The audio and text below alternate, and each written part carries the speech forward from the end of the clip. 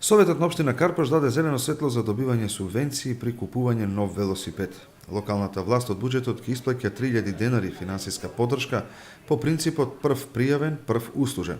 Постои голем интерес за овој проект, а по исцрпување на предвидените финансиски средства од буџетот на општината, со негов ребаланс ќе се обезбедат нови финансии за продолжување на оваа практика и во иднина, истакна градоначалникот Богоев. Со ова ќе се поттикне користењето на велосипед и ќе се придонесе за заштита на животната средина.